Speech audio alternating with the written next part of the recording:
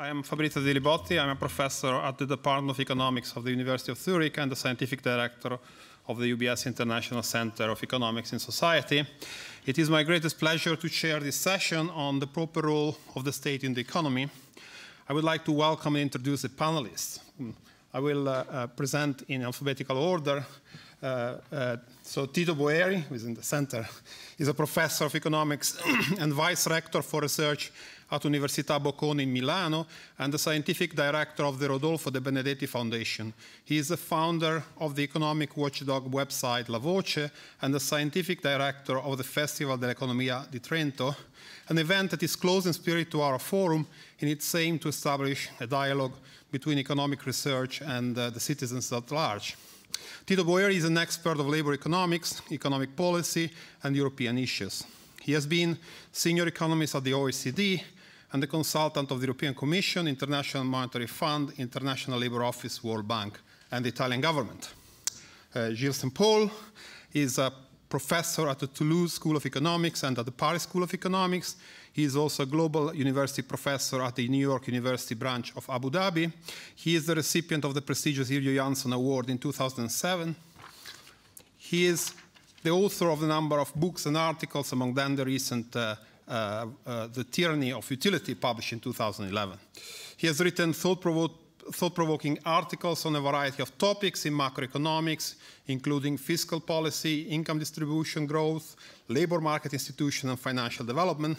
His research also covers a number of non-mainstream issues, such as the role of ideology as the driver of economic research and economic aspects of human cloning and reprogenetics. Martin Wolf, finally, is the chief economics commentator at the Financial Times. He is regarded as one of the world's most influential economic opinion makers. Before joining the Financial Times in 1987, he was senior economist at the World Bank and the director of studies at the Trade Policy Research Centre in London. In 2000, he was awarded the title of Commander of the British Empire for his services to financial journalism. He is an honorary fellow at Nuffield College in Oxford, and he is a Doctor of Science of Honoris Causa at the London School of Economics.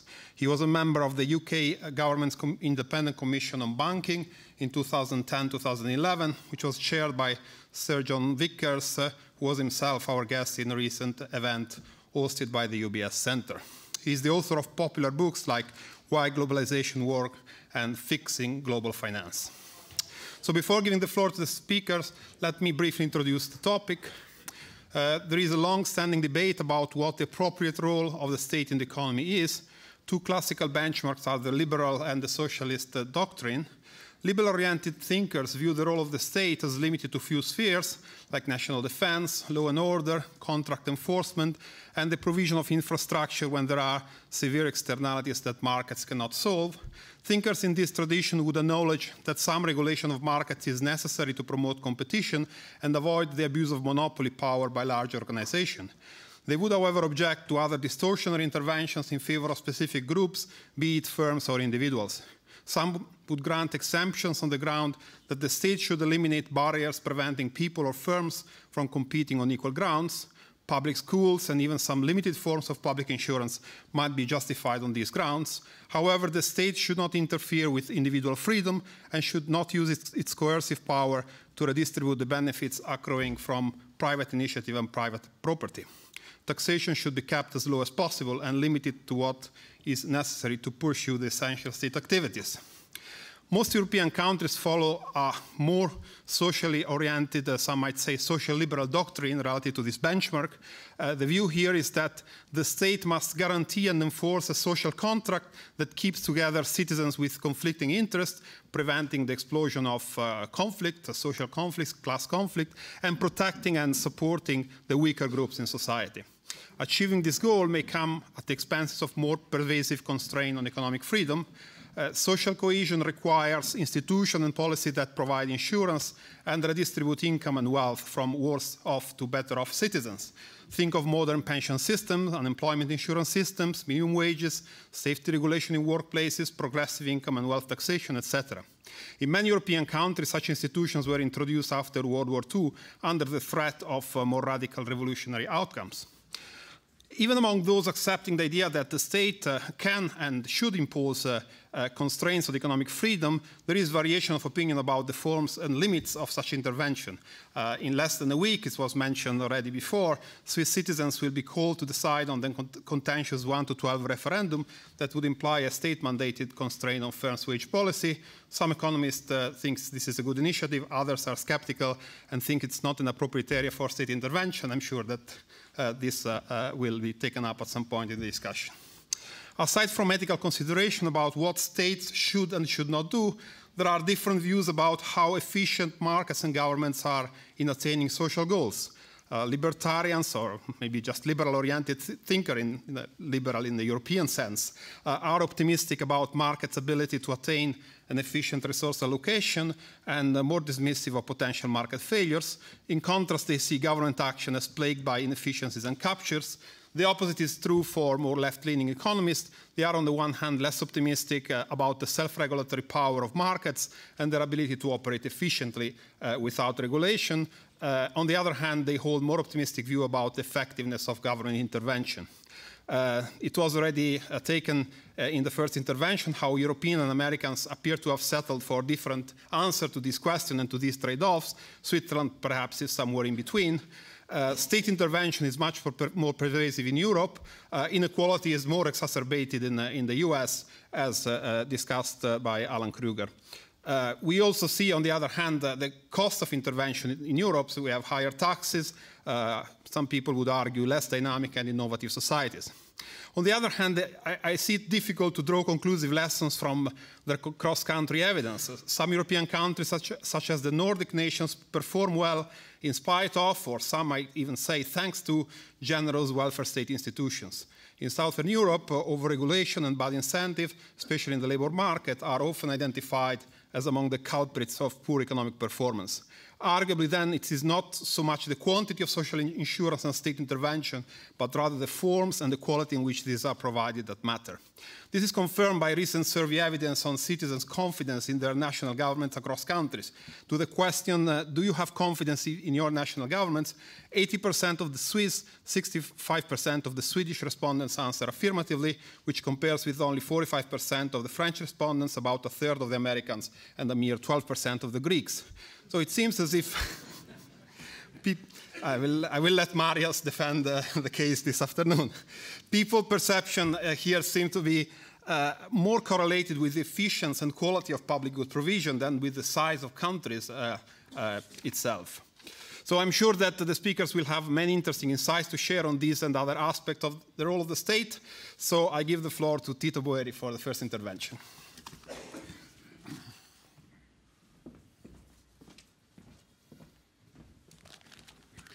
Thank you, Fabrizio. When you invited me to this conference to talk about the proper role of a state, I thought I should talk about social security, as my research has been mainly focusing on that. So forgive me in advance if at the end of my talk I will say a few things that go a bit beyond social security, because I believe that a suitable social contract spans beyond, strictly speaking, social security. Now, social security has been facing a number of challenges. Some of these challenges are quite well known, as they predate the Great Recession. In particular, they come from demographic developments which are not only related to the aging of populations, but also to unbalanced population growth worldwide, putting some pressure on social security systems that were conceived for closed economy from the standpoint of demographics. Also, globalization was another source of pressure, competitive pressure coming from globalization, and clearly the fact that these pacts were, as I said, conceived for other times. But there are new challenges that arise as a legacy of the Great Recession. First of all, there is the fact that we accumulated relatively large government debts, and we need to go through a fiscal consolidation process.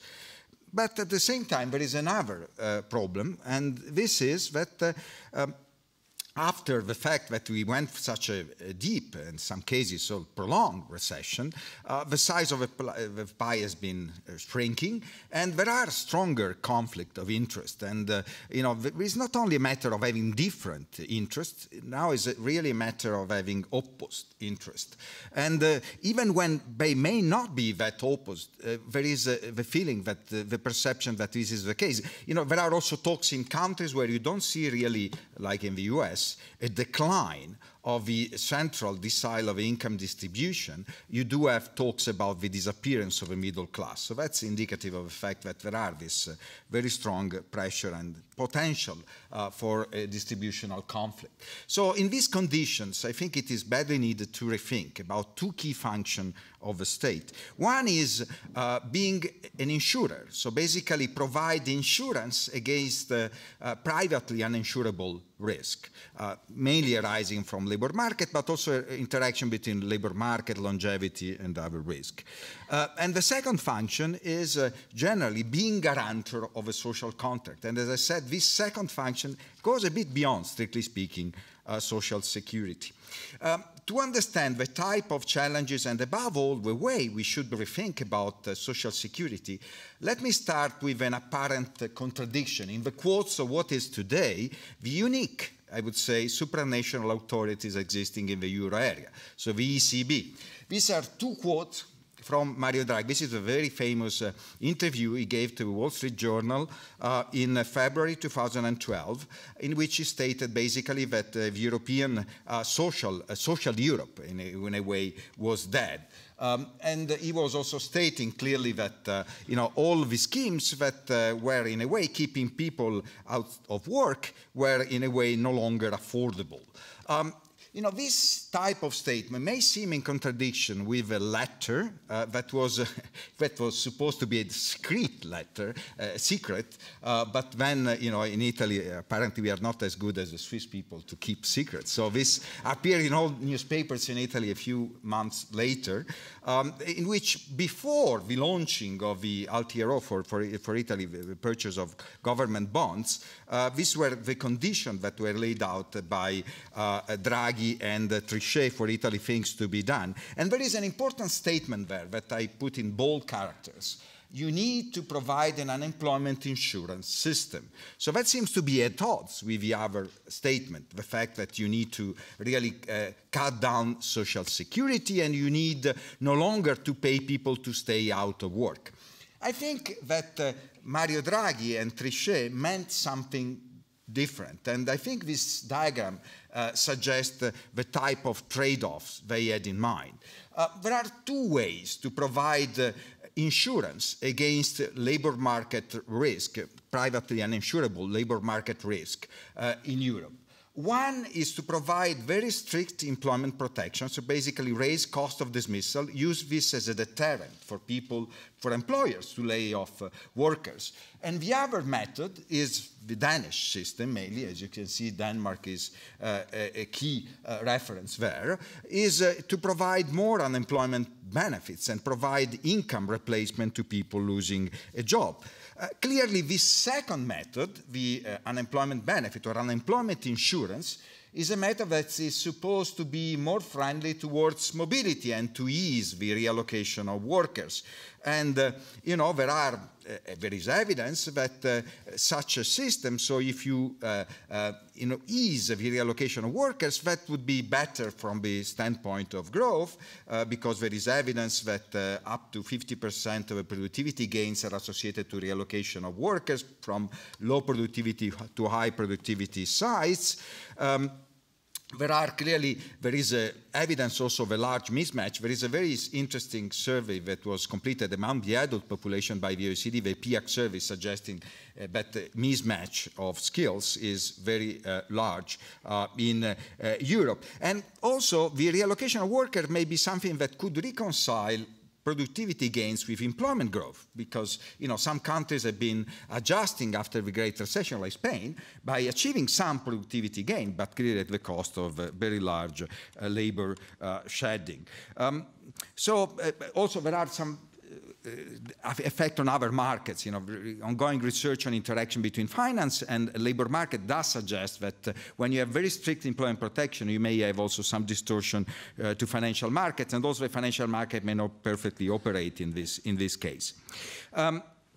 So unemployment benefits are a better way to deal with that, but clearly unemployment benefits, when they run at the state level, they deal with a problem that private insurers would have, which is basically the adverse selection of the workers into these schemes that would make a private insurance not sustainable, but cannot solve another problem which is associated to the provision of income replacement to the unemployed people, which is moral hazard. And there you need to have active labor market policies. And indeed, in the letter by Trichet and Draghi, also the role of these activation policies was mentioned.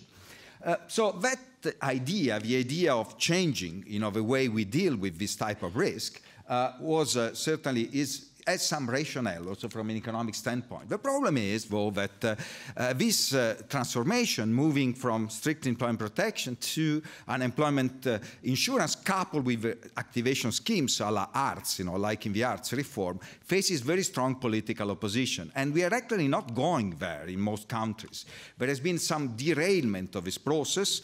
What basically was done, rather than changing the rules for everybody, was to go through these two-tier reforms, but only change the rules for a limited segment of the population. So you got this development of new temporary contracts that were coexisting with very strict employment protection for people still under open-ended contract. And there are a number of distortions that are associated to this two-tier asymmetric strategy to reform labor markets. Some of this has to do with the operation of automatic stabilizers, so are relevant from a macroeconomic perspective. What happens is basically that you get that all the risk is concentrated in a segment of the population, and at the end of the day, you get a stronger volatility of employment and unemployment to output changes than before the reforms were implemented, even stronger than the countries that have flexible labor markets. And the other are clearly that this creates a problem of unfairness, because there are people who are completely insulated from the risk of losing a job, and other people often are those that have the best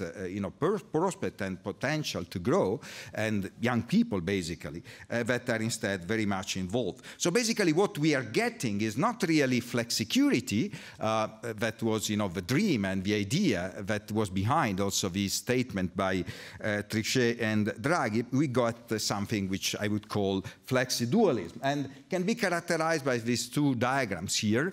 On the left-hand side, I simply show the so-called beta coefficient of the Okun's law regression. Basically, this is a measure of responsiveness of employment and unemployment, depending on what you run, use as a dependent variable to output changes. And I show here Spain and Portugal. The vertical lines there are reforms that introduced these two-tier regimes, so allowed for very flexible contract to be coexist with the strong protected contract, open-ended contract. You see that really the responsiveness of employment and unemployment to output changes has increased significantly after this reform. So now the responsiveness, whenever there is an output fall in Spain, the fall of employment or the rise of unemployment is way stronger than in the US.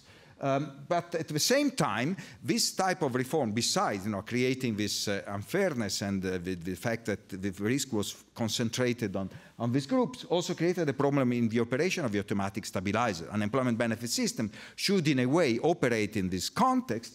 The fact that the risk is concentrated on people who have relatively short tenure prevents unemployment benefit, which are insurance-based and require a minimum vesting period to operate. So the coverage of unemployment benefit is very low, and you get this divide. This is the dual country condition. This is the percentage of unemployed people receiving an unemployment benefit is extremely low. So there is a serious problem there also in terms of the operation of the automatic stabilizer. So the idea is good, going towards flexicurity, but the way it is being implemented due to this political opposition is not. And we are ending somewhere else, and this somewhere else is quite worrying.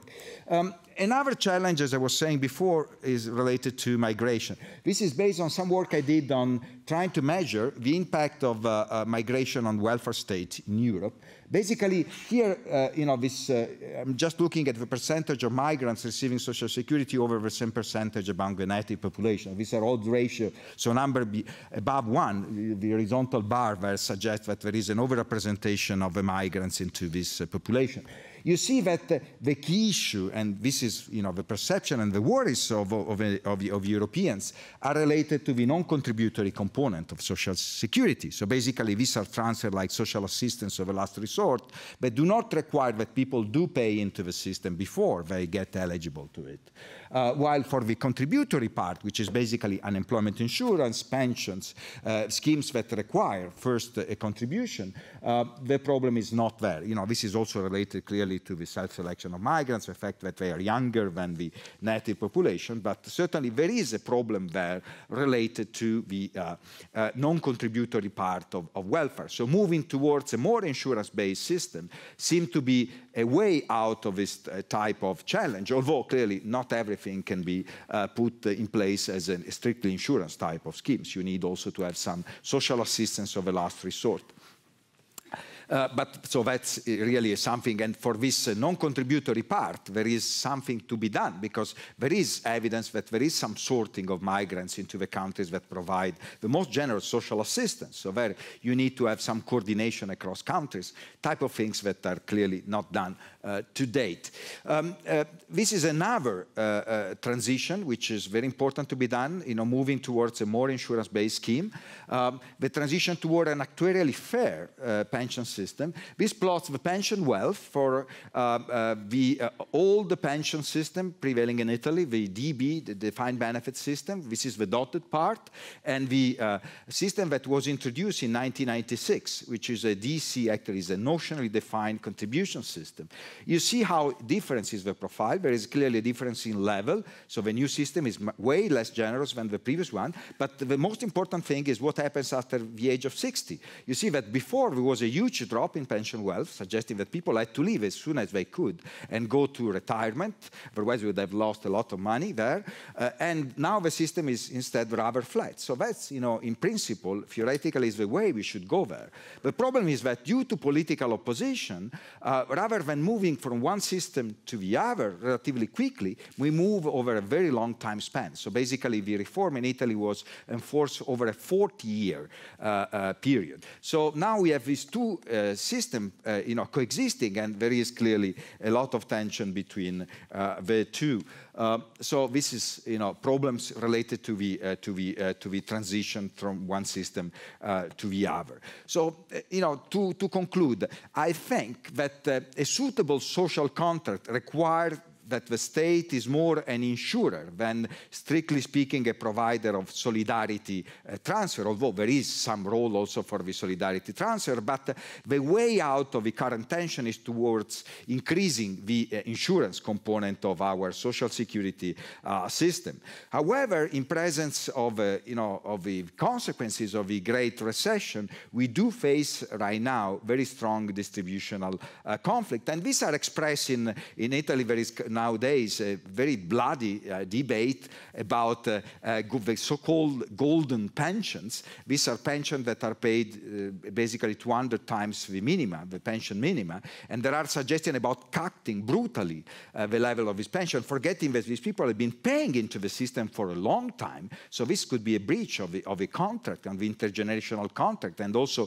may create a very bad and risky precedent, because people will no longer pay into the system if they perceive that their pension can be arbitrarily cut down at some stage.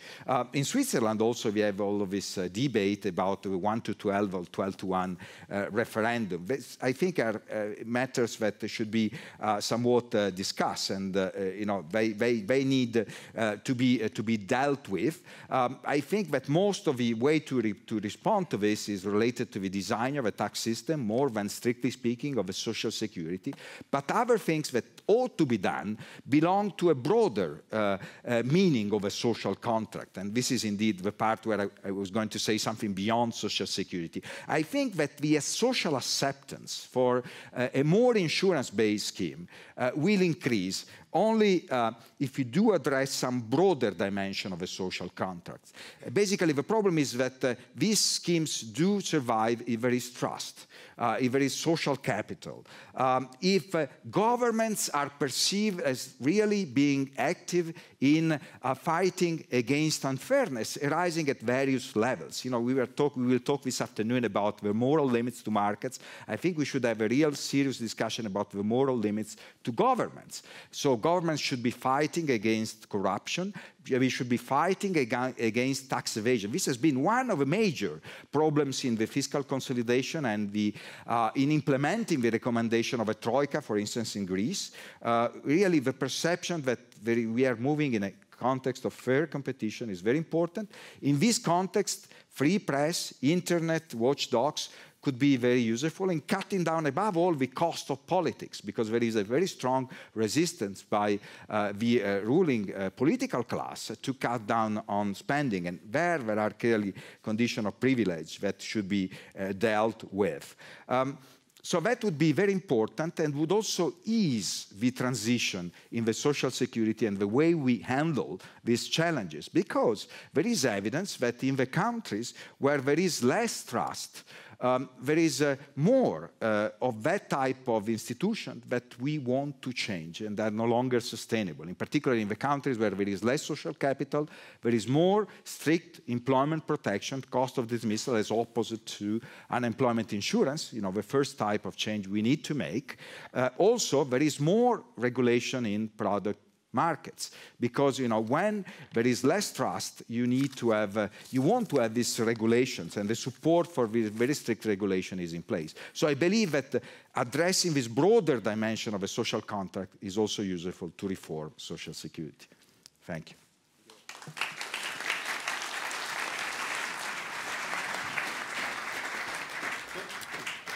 Gilles. Thank you.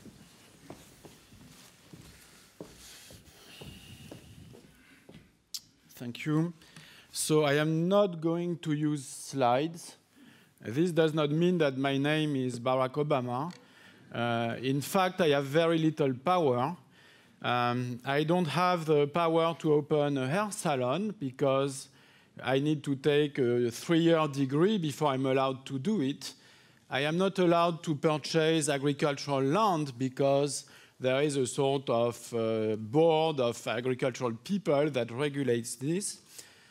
Starting January 1st, 2014, I will not be allowed to work half-time because they put a floor in France on the number of weekly working hours of any part-time contracts.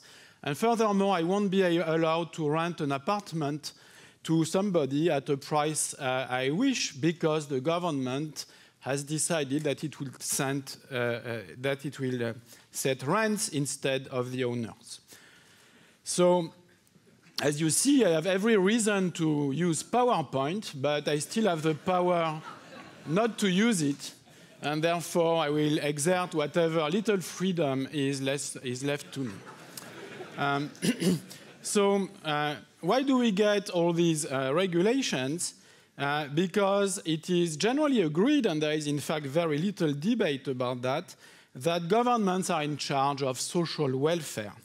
And when you start believing this, then a priori this puts no limits on government intervention, because as long as a government intervention is purported to raise social welfare, it is de facto legitimate.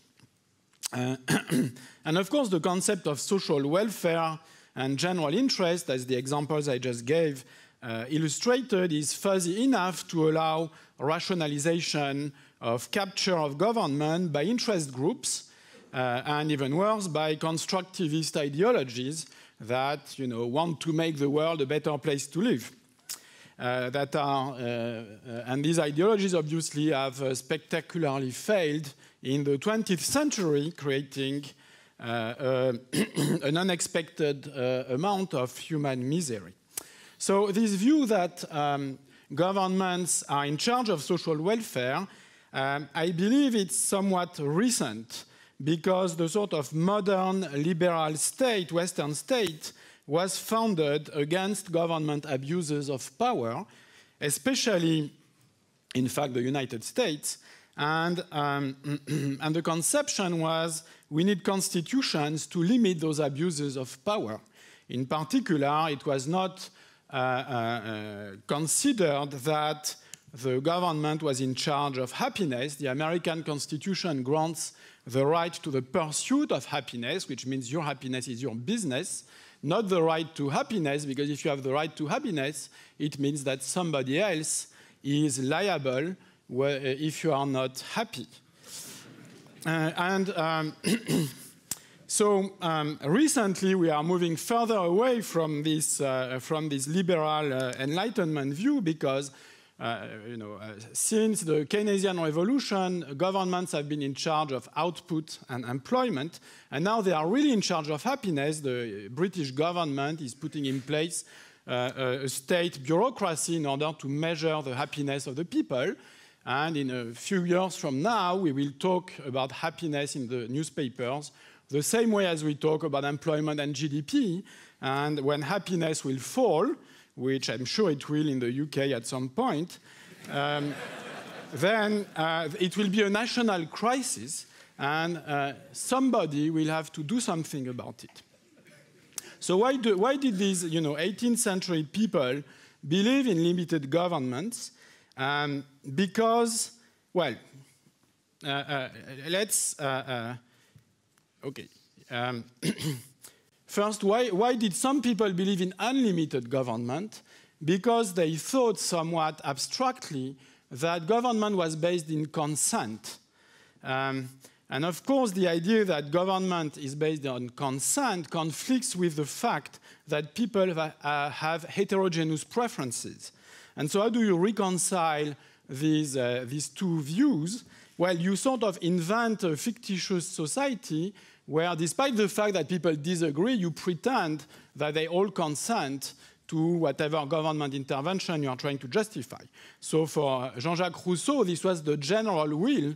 So Rousseau wrote a lot about general will, and he did not explain to us whose will was that, perhaps Rousseau's will, I suppose. And John Rawls was reasoning under this veil of ignorance idea, which is that, before being born, we are all the same. And if we are all the same, then we agree, right? Except that once we are born, things are a little bit different. So why do the liberal people object to that? Because coercion is the basis of government. If consent is only partial, then this means that coercion has to be imposed on the minority. And of course, coercion can only be implemented if under the threat of using force. Last year, I have transferred a large amount of money to the French government beyond what was initially thought. And this is much larger than any money I had transferred to thugs or beggars during my whole lifetime. So basically, the liberal perspective is that coercion, by the virtue that it is coercive, violates the natural rights of the minority. Now, in the modern, Western societies, this kind of approach is, at a minimum, decaying because the modern welfare states have managed to convince people that any government intervention is okay, provided it is supported by a majority or even a plurality if the political process allows it. The current French government and its predecessor are supported by 50% of the people who voted, who expressed themselves in the booth, which means, in fact, 30% of the electorate. So then, what would be the role of a limited government? A limited government would be chiefly in charge of enforcing private contracts. And I'm not going to drift towards a dissertation or a debate about what is the proper frontier of governments. I am more interested in actually speculating, as you will see, about how would that have changed the approach, the policy approach to the financial crisis. Okay, so of course the reason why we need the government to enforce private contracts is that if one of the party violates the contract, we need force to enforce the contract. And so if you believe, which is also a matter of debate, but I'm not going to enter into it, that government should or does have the monopoly of the legitimate use of force, then it follows that it should be the one that enforces private contracts. And of course, this leads to a sort of paradox, which is that if the government needs resources, even such a limited government, then taxation will be necessary to transfer those resources to the government. And of course, taxation may necessitate coercion, although you could think of some other alternatives. The countries like the United Arab Emirates, Norway, or even Alaska can fund themselves with very little coercion because they are sitting on a pile of natural resources. And in fact, in 1816, the kings of France started establishing a sovereign fund with the goal that, in the long run, it could accumulate enough resources. And you could speculate that if they had been successful, of course they were not, then this fund could have itself, financed the cost of operating government. And in this case, so all this to say that it's conceivable that you have a government without resorting to, coercion in collecting taxes. Now, another issue which is very important is how do you enforce private contracts when they are incomplete? Now, there's no obvious reason to it, but you can still impose discipline on what you can do and what you cannot do. And in particular, the discretion left by contract incompleteness does not imply that any other contract between third parties that were not involved in this incomplete contract should be invalidated. So I think, it's a sort of a productive thought experiment to, instead of put yourself in the perspective of, government is in charge of people's happiness, you put yourself in the perspective of, government has a certain number of functions, and its intervention should be limited by these functions that it is assigned. So in particular, how would liberal governments have reacted to the crisis? Well, a key issue, a key principle is that we need to settle incomplete contracts between borrowers and lenders without violating the property rights of third parties. So, of course, this precludes any form of socialization of the cost and any form of bailout. That does not mean that you don't want government intervention. Government intervention might be useful because it could reduce the resource costs of liquidation. So it makes sense if you want to allocate losses between creditors and debtors so as to maximize the liquidation value of the remaining assets and minimize the bankruptcy costs. And I think Luigi maybe suggested that one way of doing it is to convert debt into equity, because you do it at the stroke of a pen. You don't have to go to courts. You don't have to inefficiently close bank branch. You just say to debtors, now you have equity, so you get 60 cents on the dollar in an equity because your debt is worth 60. Let's make it an equity. And this does not involve any third party. There is this theorem in economics which is called the Modigliani-Miller theorem, and it tells us that there is no fundamental difference between debt contract and other form of contracts. It's all, it should not have an impact on the allocation of resources, and yet when shareholders lose a lot of value and lose all their shares, nobody seems to mind. And when it's bondholders that are threatened, it's the worst crisis in the since the Great Depression and a national catastrophe. In principle, of course, I guess there are reasons why this is true, but in principle, there should not be a catastrophe according to the Modigliani-Miller theorem. So let's have government intervention designed in such a way to bring us closer to this Modigliani-Miller theorem. Let reality be more like theory. Now, of course, this is not how governments actually reacted, because our governments consider they are in charge of stability, employment, output, and they believe that contagion in financial markets may lead to economic catastrophe. And they also believe, at least many people, that a purely private economy left to itself is inherently unstable. Of course, you know, this is because they measure GDP. The day they measure happiness, they will talk about the instability of happiness, and happiness will have to be stabilized. And finally, what we also observe is that governments implement their policies on a discretion-based basis and instead of a rules-based basis. So what does that all imply?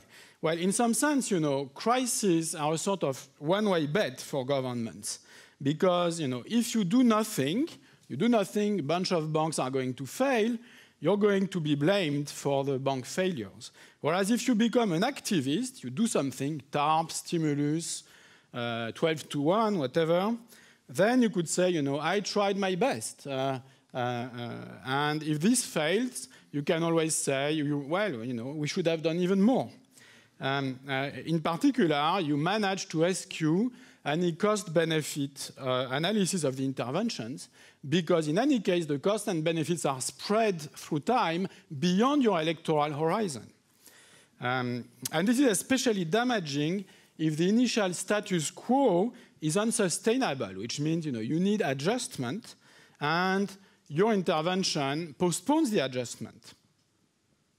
So what happened in the crisis is that lots of other people's money was spent to maintain financial institutions alive. Alan Kruger talked about AIG, but do we need AIG? I mean, if they pay huge bonuses and if they are inefficient, it seems that the proper functioning of capitalism is to get rid of such institutions. But instead, a lot of public money was spent to, you know, maintain those institutions. And at the end of the day, what was attempted is to prevent a housing bubble from bursting.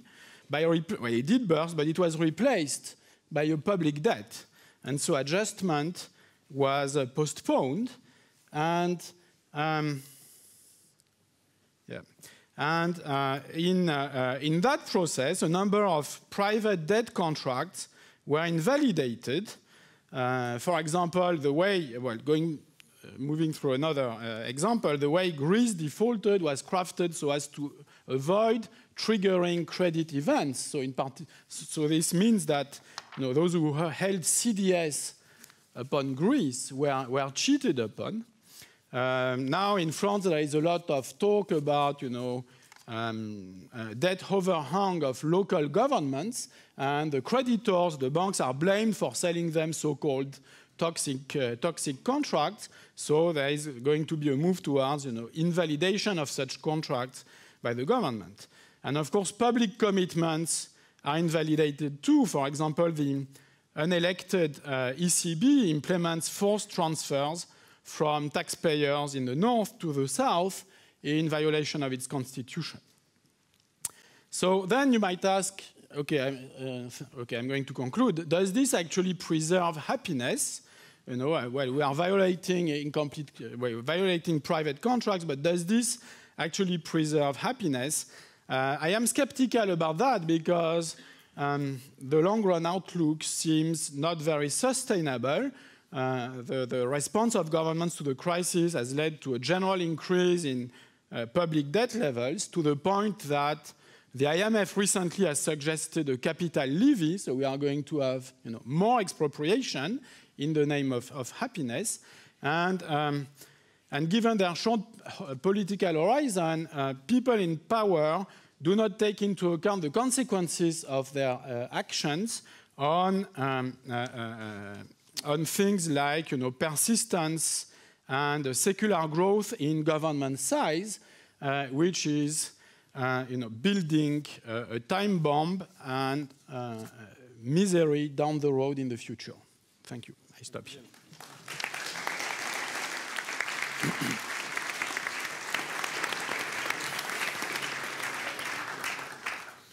So please, Martin Wolf.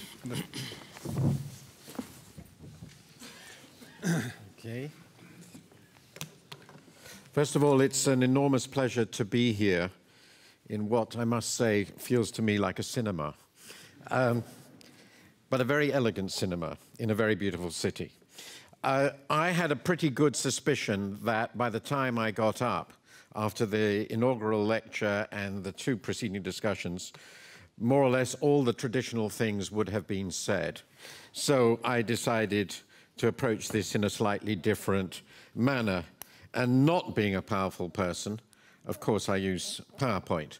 The great advantage of that is if anybody forgets what I've said, they can send me an email and I will send them the PowerPoint. So I'm going to talk about the role of the state in the economy. I've got rid of the adjective proper, which I think is a weasel word.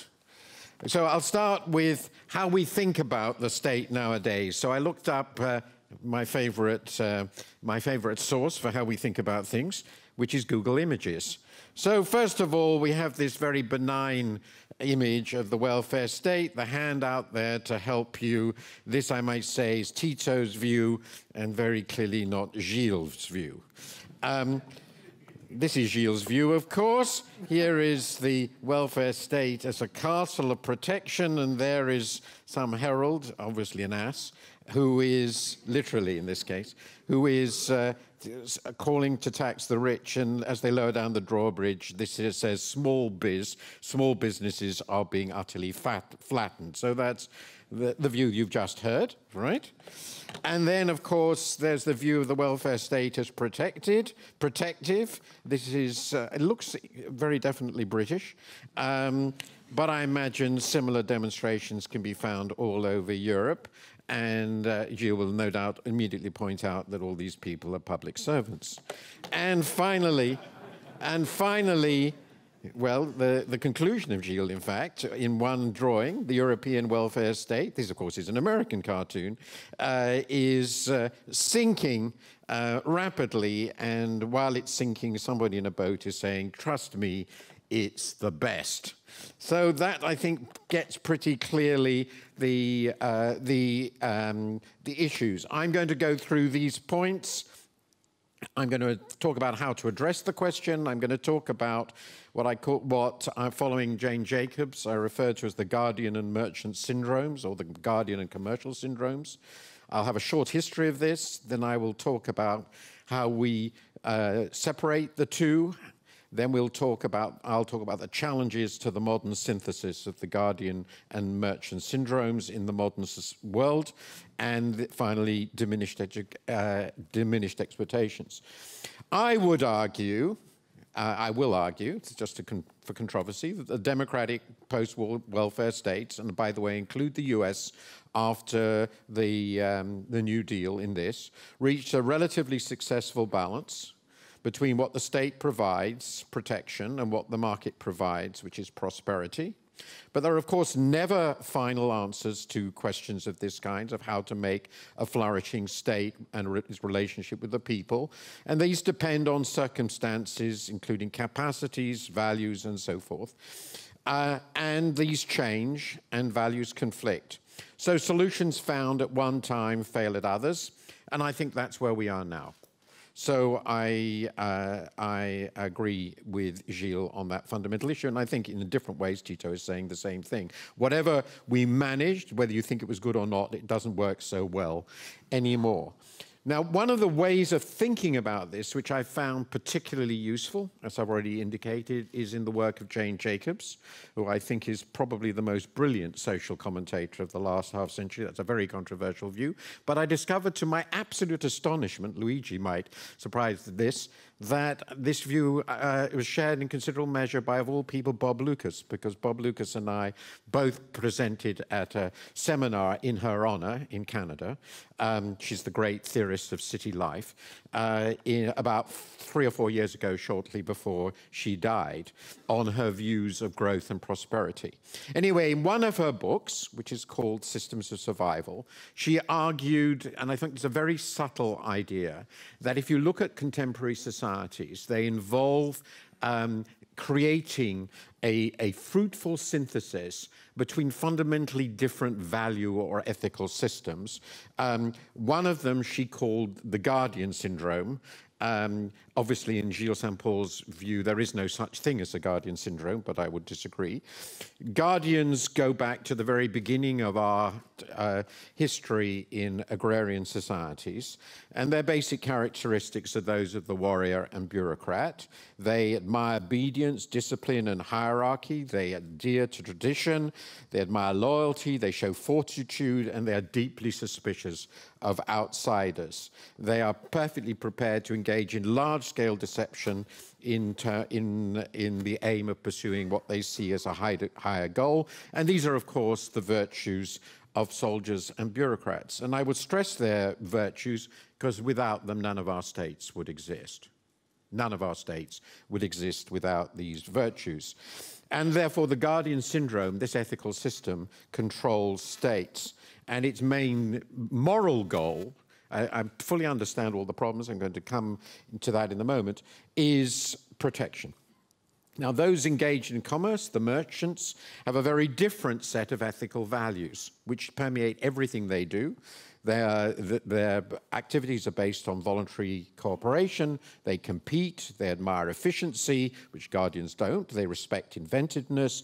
They use individual initiative. They rely on voluntary agreements, respect contracts, are industrious and thrifty, perfectly happy with dissent, invest for productive purposes, collaborate with strangers across the world. The market is essentially a global entity, promote comfort and convenience, are optimistic and value honesty in their business partners, customers, and suppliers. These are, of course, ideal types.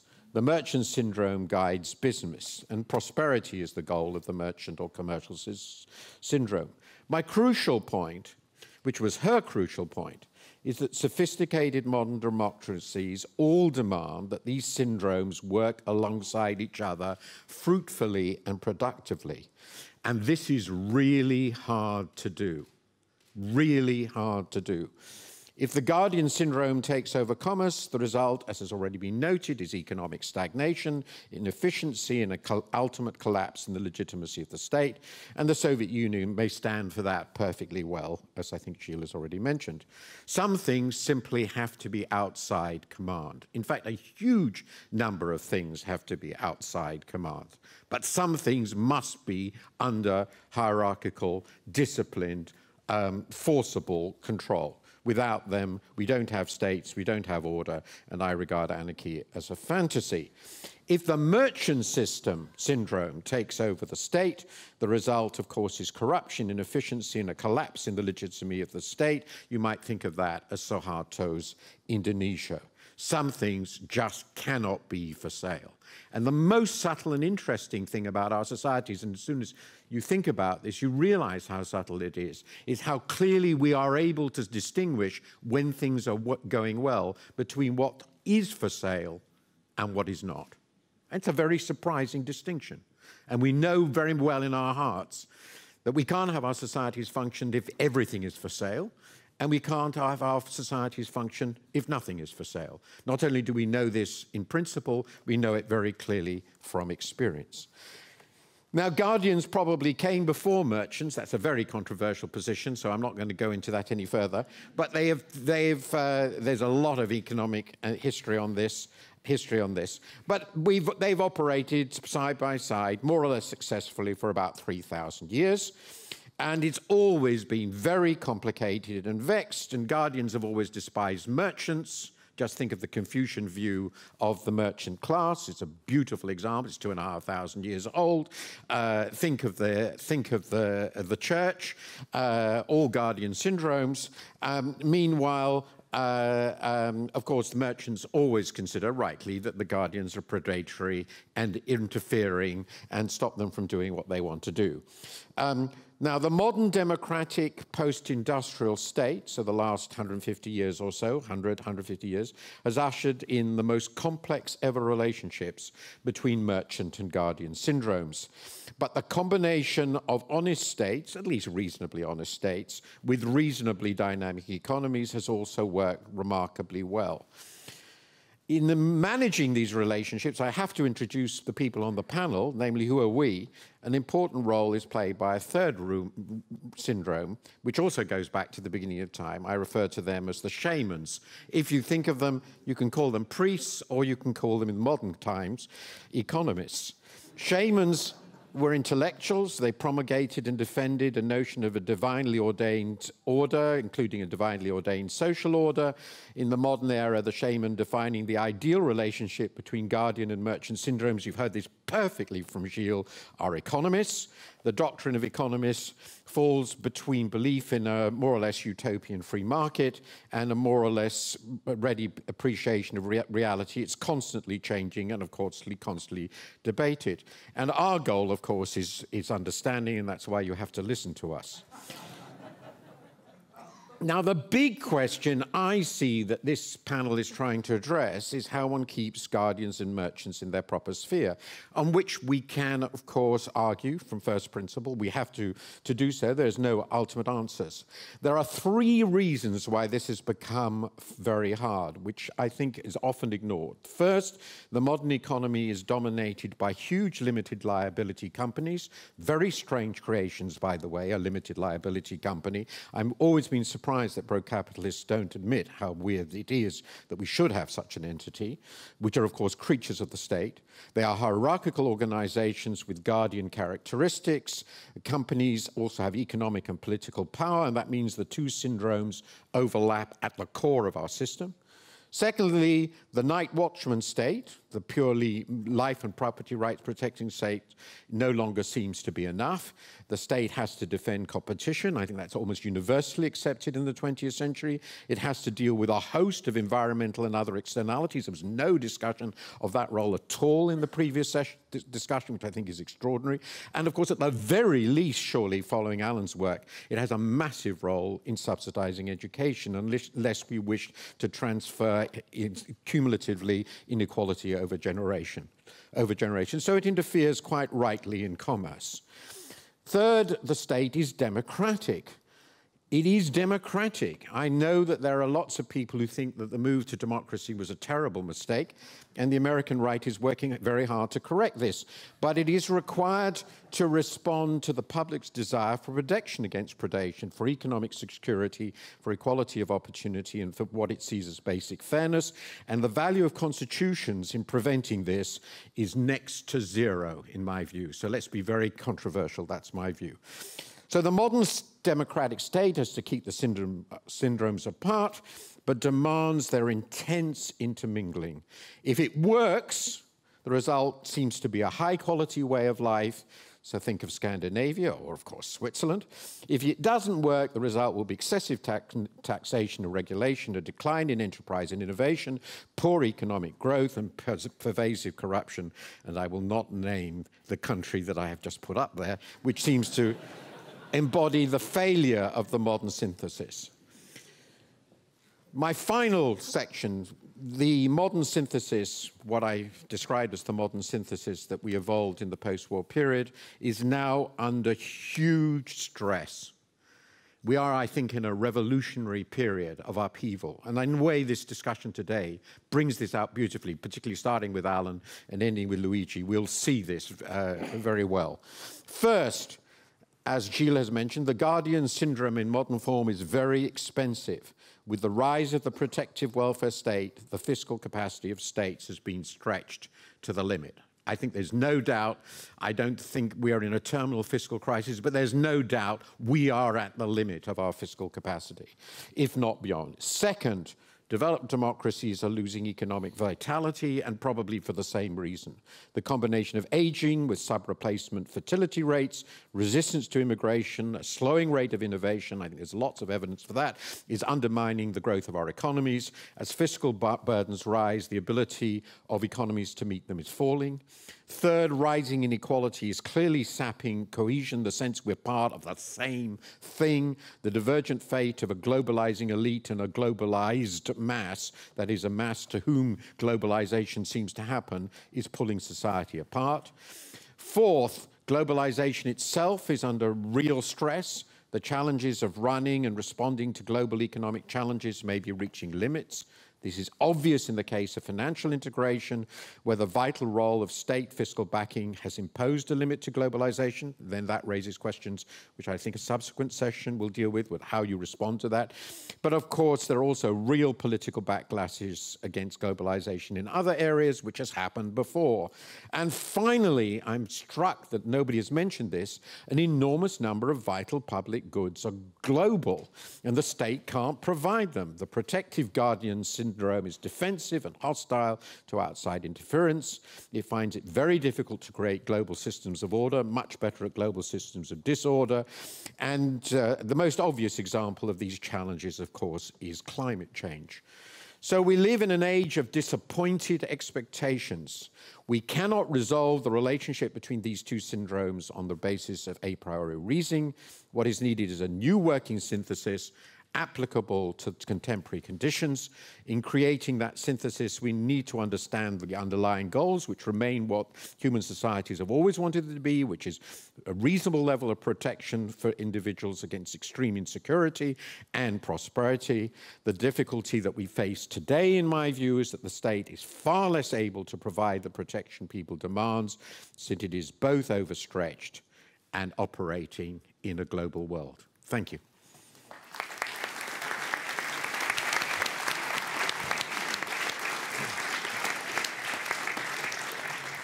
Yeah, 15 minutes. So, the floor is open for questions. If not, I will... Not a single question. My God, we did fail. I will play the icebreaker rule. So I felt that in this discussion, and maybe Martin introduced some of these elements in... but there was a bit of a missing point, which was how the way the society works and how groups organize actually constrain what we can achieve. So, especially in the Gilles discourse, there was a kind of construction of a utopia. It reminded me a bit like the socialist utopia that forgot a number of important things, like the fact that private incentives are important, that people don't work motivated just from some notion of collective good. And if you want to enforce that, you need an immense coercive power. Now, if you want to, if you take now your utopia, you have to take into account that actually groups will organize inside society and make prevail their strength. And somehow, I think that as economists, if we want to understand better the world, we need to put these constraints inside our analysis. So the welfare state, to some extent, we may disagree on how desirable it is on ethical principle, without forgetting that people, when asked individually, they report some taste for fairness and for redistribution. So you can even argue that we do it because there is a desire of people to do it in an efficient way. But even if you don't believe that story, people would anyway organize themselves to attain some redistributional goal. And the state could be viewed as a way of mediating those demands in order to avoid extreme outcomes. Yeah, I'm not sure I understood your question, but historically the state took over the function of other organizations like the church or labor unions that performed quite a big role in insurance and redistribution. So just because we shrink the state does not mean that redistribution is going to disappear, does not mean that insurance is going to disappear, and does not mean that education is going to disappear. It's just reverting those functions to the private sphere. Now, of course, you could say, yes, but we are going to get less redistribution. That's possible. But then, it's a matter of judgment. We will get less redistribution according to your state, we may get to your tastes. More conflict. Yeah, so then, of course, there is the other aspect, which is, you can have more armed conflict. So more inequality would mean, more costs. Like in Latin America, you have to live in gated communities. You have quasi-armies like the FARC or the narcos, or in Mexico, that are actually creating a a threat to public order. And of course, these issues have to be addressed. I mean, I am conscious that I was proposing a utopia, but if you lose this, all I'm saying is that, you know, if this becomes out of sight, then you end up regulating the ties that people wear, because there is no limit. So I think it's very important to ask, you know, what are the functions of governments? If by having not enough governments, you have instead mafias that act as a quasi-government, except that they are more violent, more corrupt, and more unfair, then you could propose a sort of second-best situation where, you know, you implement some level of redistribution to prevent the mafias. But I don't think that this is what happened in Western Europe. I think the welfare state is more like, you know, proposing entitlements to a constituency in order to get elected, and then this process got out of hand. And sorry, oh, I was going to comment, but never mind. So I also have a working. Yes, it's working. I also have a question for Gilles. So I didn't fully understand what you were saying, but you also didn't have enough time, perhaps, to explain yourself. But I mean, there's no doubt that there are policy failures, and that France, the examples you brought initially about France are really very illustrative about a government that implements overboarding regulation. But my question is, it seemed to me that as economists, we know there are policy failures and there are market failures. Sure. Now, if there are market failures, for example, like privately uninsurable risks, missing markets, then there is a proper role of the market. And I always thought that modern economics is exactly providing that, taking out the discussion about the proper role of the state out of at least partly of the ideological realm. And you have to prove that there is an externality if you want to have, and the externality has to be sizable. You can't have every externality. Sure, no, and if you have sizable externalities, then there's a proper role for coercion, for a coercive force, whether it's the state, or whether it's some intermediate body. I mean, I just want to remind you, for example, when you talk about unions have been pretty coercive against.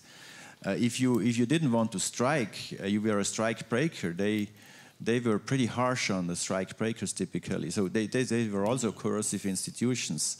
So my question is, you are not denying market failures and the need to remedy them through some authority outside the market. So Martin wanted to comment. If you also have some. Yeah, but I'm just going to answer quickly. In principle, I know this is very abstract, but in principle, if you do have a market failure, then you could implement a policy that would be accepted by everybody, because it would improve the welfare of everybody. So if really, of course there are crazy people who would always be against something, but I mean, if really we are talking about market failures, we are talking about the possibility of Pareto improvement. And in some sense, the litmus test would be that you would get a wide support for such policies, not 50.5% of the electorate. And of course, you are completely right about your characterization of modern economics, except that first, it is always proceeding under the hypothesis that the government, well, not always, but quite often under the hypothesis that first the government is a perfect agent instead of a collection of interest groups. So there are in fact huge government failures. And second, proceeding under the hypothesis that that there is this social welfare function which adds your utility with my utility, regardless of any limits defined by some concept of natural rights. So, we could even force you to change location, to move to, Siberia, because somebody has computed that it increases the welfare of us guys on the stage more than it reduces your welfare. So this this position, I mean, I don't think there is any tenable position, to be completely honest, but the utilitarian position, which is implicit in all these kind of arguments, I don't think it's tenable if we take it literally.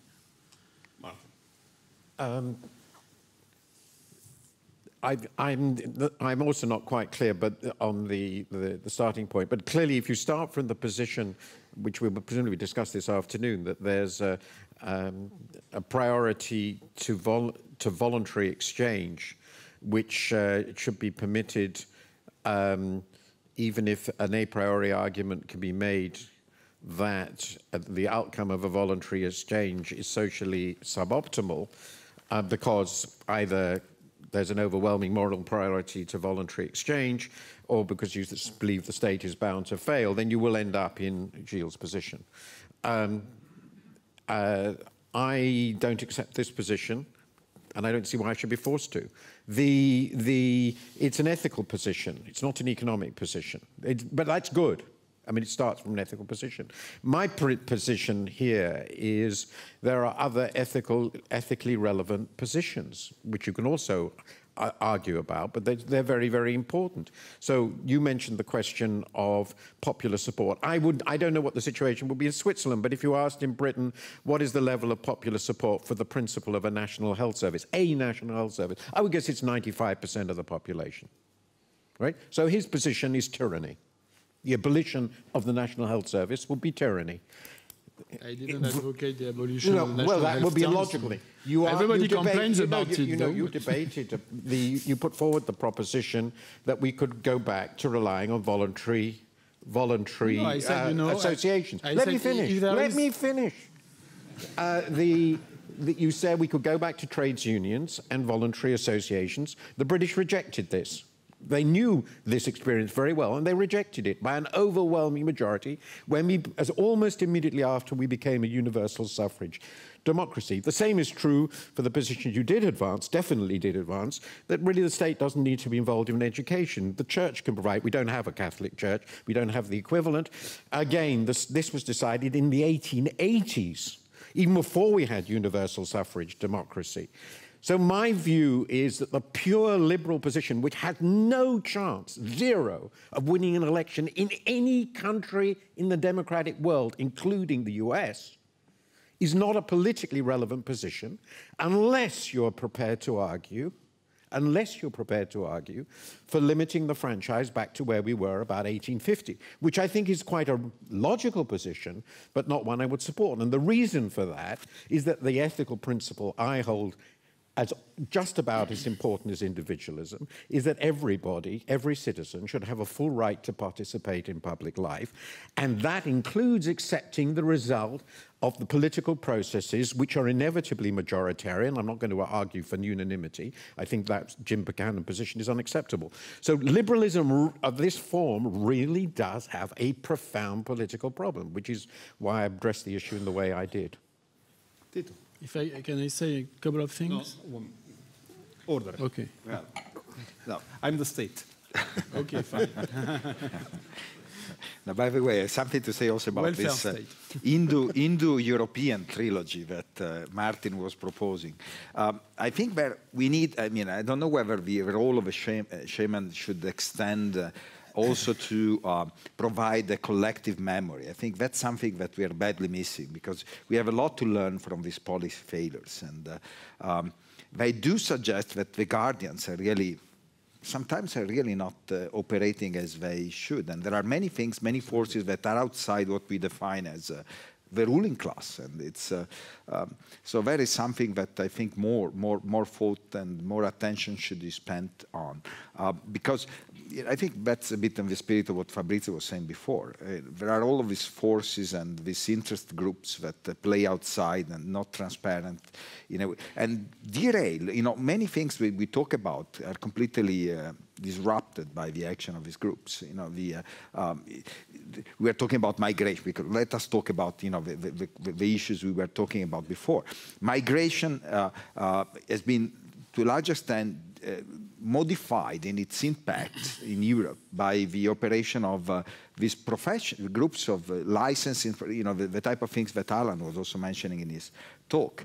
Licensed professions have been very powerful in reducing the extent of skill migration to Europe. Had we had more skill migration, many of the problems we are now facing in the impact of migration onto the European welfare state won't be there. But we do have very strict restrictions to migration of professionals to Europe. On the coercion thing, again, let us talk about social insurance. There is a clear case for coercion because, if you think about providing insurance against an insurable risk, you must address the problem of adverse selection, in case of unemployment insurance. If it is a private insurer to provide such an insurance, you would end up, selecting only the people who have more than higher than average risk of losing a job. So the only way this insurance can be provided is by having contributory system that mandatory systems. Clearly this, as I said before, does not solve other problems like moral hazard and so on, but without coercion you would not be able to provide even that. So it's just an assumption. I mean, I know economic models where the market, you may not like the market outcome, but there are models where, there is moral hazard and there is adverse selection. And if you let market operate, people insure themselves. And in fact, you can also even show that it's efficient. I think the real issue behind unemployment insurance is not insurance, it's redistribution, because what is true is that the high risk would have to pay a higher premium, which you may find unacceptable. But I don't think it's a collapse of the market. I think it's really an issue of redistribution. That's the reason why it's mandatory.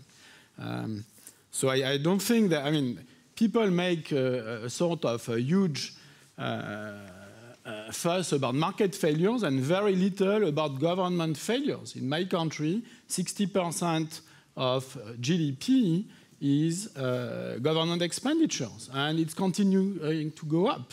And this is creating, huge, very substantial reduction in living standards. Now, going back on education, historically, when public education took over in my country, there was a huge conflict about it. There was absolutely no unanimity about the fact that we should have public education. And in fact, a lot of the ruling class don't put their kids in public schools. They put their kids in private schools. And there is a huge debate on the quality of education right now in France. Historically, the first thing that public education did, if you look at history textbooks, was to train the youth of France for World War I in order to reconquer Alsace and Lorraine. That was the first effect of public education. Now there is talk that we should teach feminist and gender theory in primary schools. So, you create a bureaucracy. You have somebody who says it's increasing social welfare, but the practices, the bureaucracy, is captured by interest groups, and they use it to their benefit. So, Gilles has made repeated use of this parable of the social welfare function. So I'm not sure if everyone has clear. Let me try to make the case, which is done by its proponent. The case is made on this ground. Suppose that tomorrow you knew you were reborn, and you were reborn on a random place in the planet or on a random economic system. The veil of ignorance. And ability and genes were also reassigned randomly. Where would you like to be reborn? And that's it's a difficult question. Would you really want to be to run the risk of being in East St. Louis or in some part of Detroit, or you would feel more comfortable at being born, I don't know, in Sweden or in Switzerland? That's the essence of the. Yes, but that's sorry, but I mean, you might end up in I don't know. I'm not going to mention any one of a number of incredibly impoverished developing countries where the main problem is completely dysfunctional states. So, I mean, seriously dysfunctional. Dysfunctional doesn't begin to provide extreme predation. So if you take that sort of view, you don't necessarily end up in the socialist utopias. Not at all. I wouldn't advocate that myself. I would want to live in Switzerland, not in Burkina Faso. Switzerland is a socialist utopia. It's merely a utopia. I'm told this regularly by my Swiss friends, so it must be true. I wouldn't be in Switzerland, nor in Sweden. There's a question. Hello. I would like to hear something about the possibility that the various states can harmonize their policies in terms of fiscal, economic, whatever, because at the end, the market is for sure bigger than every state. I would say the states are pretty smaller, and even many companies are bigger than many states. So I would like to know your opinion about the fact whether there's a harmonization within Europe, as an example, of course, but also globally, can have a overall benefit, considering the fact that we are reasoning all the time about what is Sweden, Switzerland, Britain, Italy, or France, but perhaps those countries could help each other if they take some choices together and they can address some problems in a coordinated way, such that they can influence the market without being too preeminent, but simply to, as an example, limit the flow of people going around the countries or the choices of the companies, such that we have more resources to address the problems. Thanks. Tito. Oh. Well, that's not an easy question. I think the case for international policy coordination arises when you have significant spillovers across jurisdictions, and you have relatively homogeneous preferences across clearly the constituencies operating in these various jurisdictions. So there you may clearly have a case for strong policy coordination, and the type of cases you were, I think, in the back of your mind are there, global warming, environmental issues. But other issues are also very close to the spirit of what we are talking about today. For instance, in the case of migration and the impact of a welfare state, we do have externalities across jurisdictions. And in that, if there is, at the end of the day, you may need to have even a non-contributory part of the welfare system. So clearly, there is evidence that the migration flows are being diverted by differences in the generosity of the system. So that you may need to have some sort of policy coordination. At the same time, it's very difficult to achieve this coordination. Okay, so I think there is maybe time for the last question. Then. Yes, maybe I try to be a little bit more provocative on the role of the so-called shaman, as you were mentioning, Martin. I have the feeling that we are facing an unprecedented crisis, and also the role of the intellectual elite, so the shaman, is not ready to give a clear answer on this crisis. So I would like to hear if it's true on your point of view, or what are the way out on the model that is presented to our society. I think the good thing about, I put this in provocatively, Jane doesn't discuss this at all, she's much more abstemious, but I think the role of ideas is unbelievably important. And I think the panel here has been very good in this respect, because what it brings out to me is that the fundamental differences, I believe this very strongly, the fundamental differences on policies that economists tend to bring to bear are at least as much, if not more, about underlying values than they are about views about how the world works. So obviously there are differences between economists on how the world works, and that interpenetrates with their values. But the fundamental point, to my mind, is that people have different views of what matters. And I think it's brought very, very clearly. I certainly don't believe that the job of the government is to maximize happiness. Actually, I'm on Gilles' side. But I'm very clear that it is the role of the government to minimize some harms. And that's not the same thing. That's very important. Very important. And this seems to me to go back into the history of what states are for.